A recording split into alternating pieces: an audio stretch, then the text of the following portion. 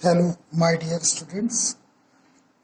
आज ये दूसरा लेक्चर है और इस लेक्चर में हम डिस्कस करेंगे असाइनमेंट प्रॉब्लम।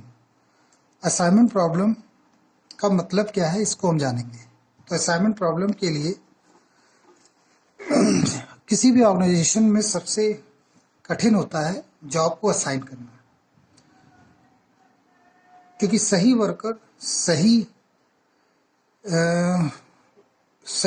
सही जॉब पर अगर वो असाइन होता है तो उससे टाइम की बचत होती है और साथ ही साथ कॉस्ट की भी बचत होती है।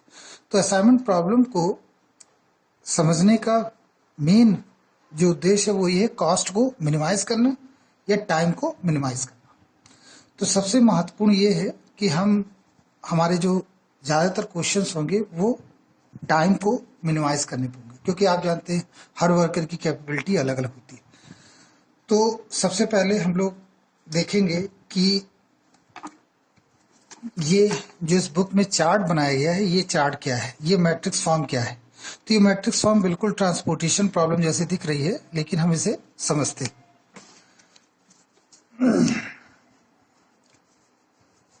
तो जैसे ट्रांसपोर्टेशन प्रॉब्लम में ये ओरिजिन्स होते थे और ये डेस्टिनेशन होते थे, in similar way assignment problem में पर्सन्स होंगे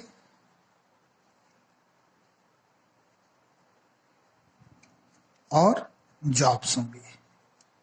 ये जॉब इधर भी हो सकता है, पर्सन इधर भी हो सकते हैं। Person 1 2 3 dot dot dot n person, jobs 1 2 3 4 dot dot dot n job.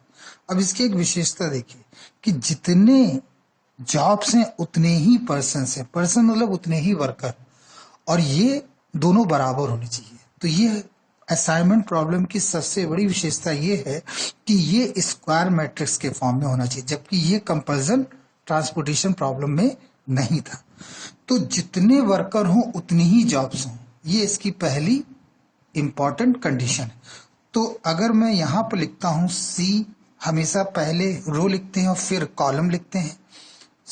पहले रो लिखेंगे फिर कॉलम लिखेंगे, क्योंकि ये थर्ड जॉब है और ये थर्ड रो भी है। तो यहाँ पर पहला C1 C4 dot dot dot C1N।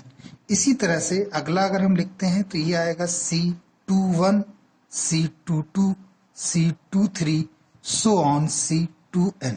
और इस तरह से अगर हम नीचे की ओर मूव करें तो हम लिखेंगे CN1 CN2 and dot dot dot CNN। और मुझे ये जो दिख रही है ये एक लाइन इस तरह से हम ड्रॉ करते हैं, और इसमें ये बताता है नंबर ऑफ जॉब्स, ये बता रहा है नंबर ऑफ पर्सन्स। तो ये सी ये क्या लिखा हुआ है, C11 C12 C13, ये एक एक्चुअली जनरलाइजेशन फॉर्म है जो इस क्वेश्चन में ये दिखाया गया है। C11 कॉस्ट हो सकता है, ये टाइम भी हो सकता है। इसका अर्थ ये है, इसको हम इस प्रकार से समझेंगे कि पहले वर्कर को पहला जॉब असाइन करने में जो टाइम लगता है वो C11 है। पहले वर्कर को सेकंड जॉब पर अगर आप भेजते हैं तो टाइम जो लगता है वो C12 है, या कॉस्ट C12 है।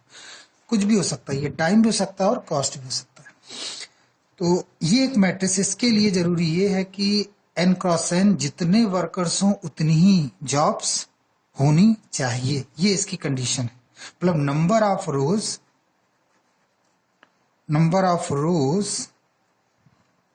नंबर ऑफ कॉलम, ये इसकी कंडीशन है, जो कि इसमें होना कंपलसरी नहीं है। इसमें डिमांड इक्वल टू सप्लाई होना कंपलसरी होता है। तो शुरुआत में मैंने आपको बताया कि किस प्रकार से असाइनमेंट और ट्रांसपोर्टेशन प्रॉब्लम में क्या बेसिक डिफरेंसेस है। ये जो पंपलेट है ये आपको वेबसाइट पर मैं एक लिंक दे दूंगा, वहां से आप इसको डाउनलोड कर लीजिएगा। तो इसमें एक डिफरेंस डिस्कस किया गया, ये डिफरेंस बहुत इंपॉर्टेंट है। हिंदी और इंग्लिश का मैटर मत रखिएगा, क्योंकि हिंदी में मैं समझा रहा हूँ, इंग्लिश में लिखा हुआ है, लेकिन अगर आप गौर से देखेंगे तो it is so easy. So let's start. सबसे पहले चूंकि हम लोगों ने ट्रांसपोर्टेशन प्रॉब्लम पढ़ा तो उसी के बारे में देख लेते हैं। Transportation problem is concern with transportation method selecting routes in a product distribution. नाम से लग रहा है ट्रांसपोर्टेशन प्रॉब्लम, जिसमें हम रूट्स को पता करते हैं, कितनी क्वांटिटी सप्लाई की जाएगी उसके बारे में हम पता करते हैं। वो सारे तरीके जिससे कि कॉस्ट को मिनिमाइज किया जा सके। असाइनमेंट में इसका मतलब होता है allocating various job to various people. कई जॉब्स हैं और कई लोग हैं। कंडीशन ये है कि जितनी जॉब्स हैं उतने ही लोग हैं, तो किस तरह से उनको हम असाइन करें। Assignment problem increases efficiency and productivity. Assignment problem जो है वो एफिशिएंसी को बढ़ाता है और प्रोडक्टिविटी को बढ़ाता है। निसंदेह अगर वो कम समय में वर्कर काम करेगा तो उसकी प्रोडक्टिविटी बढ़ेगी, और वो कॉस्ट को कम करेगा तो भी उसकी प्रोडक्टिविटी बढ़ेगी, उसकी एफिशिएंसी बढ़ेगी। सेकंड पॉइंट है असाइनमेंट प्रॉब्लम को दो तरीके सॉल्व करते हैं। अभी हम लोगों ने ये नहीं पढ़ा है लेकिन पढ़ेंगे। इन्यूमरेशन मेथड आपके कोर्स में नहीं है, हंगरियन मेथड है, तो इसको हम लोग डिस्कस करेंगे। 3 मेथड आप पढ़ चुके हैं। Initial basic feasible solution, VAM, NWCR, LCM, we have discussed it a lot. हम लोग ये बहुत पढ़ चुके हैं, और बाद में हमने जानने की कोशिश की थी कि optimum solution by using MODI method. तो ये 3 इंपॉर्टेंट है, इनको आपको मैं बता चुका हूं। असाइनमेंट प्रॉब्लम में ये देखिए लिखा हुआ कंडीशन, एक one allocation can be made in a particular row और कॉलम। इसका मतलब ये हुआ कि एक व्यक्ति एक ही जॉब को करेगा।